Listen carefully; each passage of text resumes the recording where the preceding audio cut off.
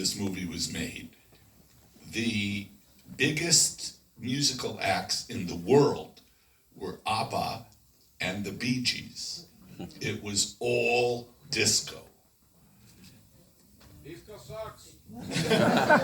Bueno, dice que en 1979, cuando se hizo esta película, realmente los grandes éxitos. And Dan Aykroyd in particular is a real student and admirer, and more than a fan, he's passionate about rhythm and blues, this African American music that was essentially being, I mean, Motown wasn't selling there. It was kind of passe. It was all, even the black acts were doing, like Nile Rodgers and Chic, they were doing Freak Out. It was all disco.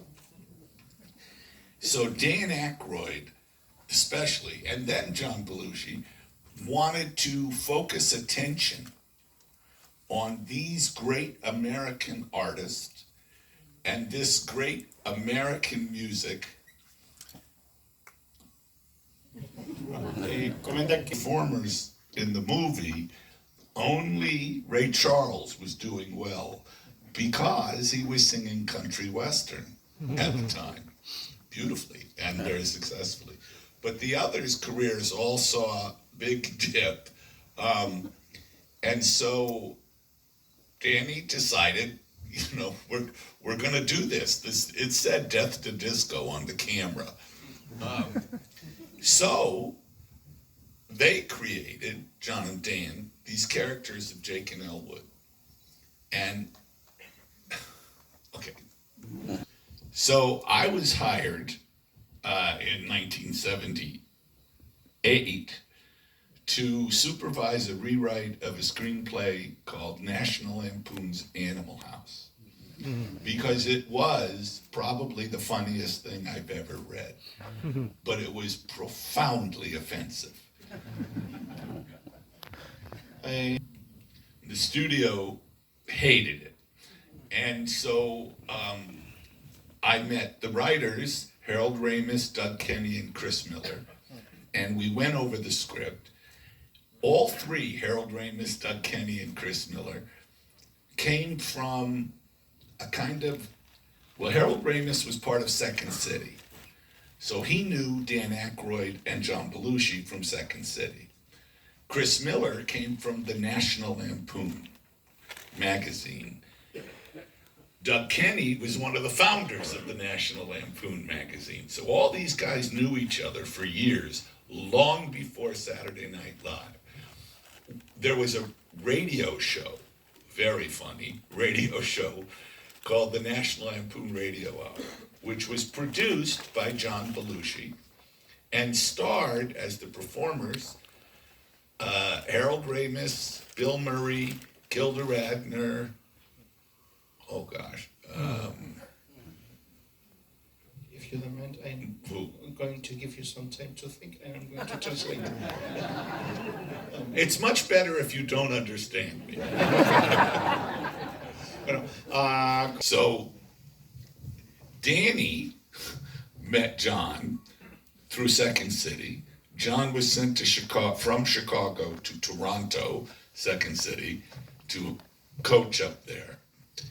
The guys who wrote Animal House, when they wrote the script, wrote the part of Bluto for John Belushi, wrote the part of D-Day for Dan Aykroyd, wrote the part of Otter for Chevy Chase, all people they knew. And when I got the script, my big contribution to the script was I said, they cannot all be assholes. There has to be somebody you like. So let's just make good guys and bad guys. A good fraternity and a bad fraternity. And that's what we did. That's what they did, and made the script, the movie I made, that I felt could work. The character of Bluto, as written, was really a satyr, like a brutish rapist, you know, a terrible, terrible character. And I had to figure out how do I make this work? And I realized it's all about the actor. Okay. Cuando escribí. So, I wanted John Belushi because I knew he was an extraordinary actor and performer. And the key to Bluto, if you ever see the film, is he's totally destructive, and he's like pure libido. But he's very sweet. And I realized Harpo Marx, what the hell is he going to do with those women when he catches them? You know, Cookie Monster just destroys everything. But Harpo Marx and the Cookie Monster are very sweet, and we like them. So I knew John could do that, and he did. So I flew to New York to meet John Belushi, to try to get him to be in the movie.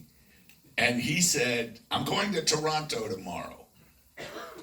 I said, okay, I guess I am too, you know. So I went to Toronto, and there I met Dan Aykroyd and John, and at that time, they invented Jake and Elwood so they could perform rhythm and blues. And they sang all over Toronto and in New York City in dives with amazing bands, with Delbert McClinton's band, with, the E Street Band, which later became Bruce Springsteen's band. I mean, amazing bands. They just got up and performed. Mitch Ryder,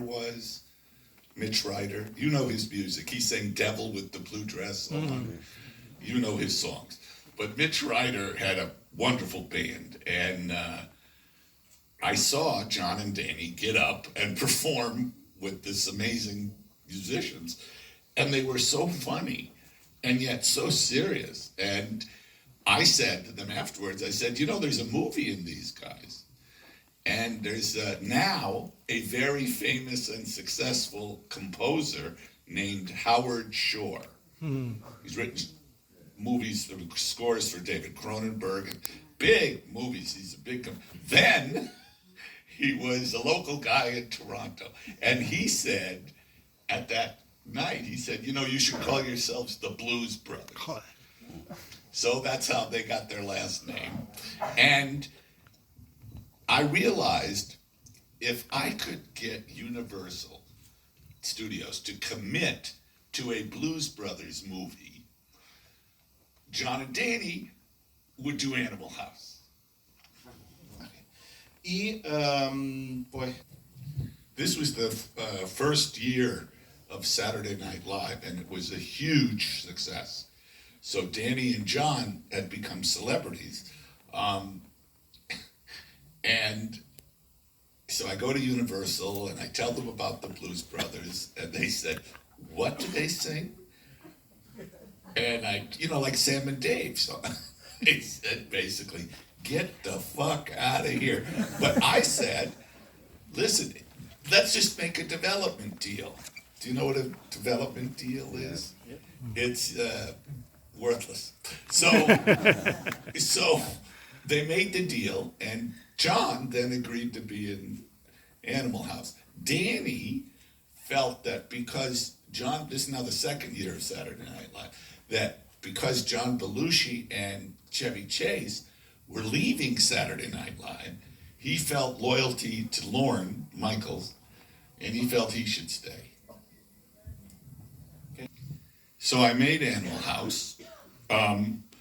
Meanwhile, John and Danny are still performing whenever they can in front of different bands. Remember Sting? You know Sting? His band played for them one night. They performed.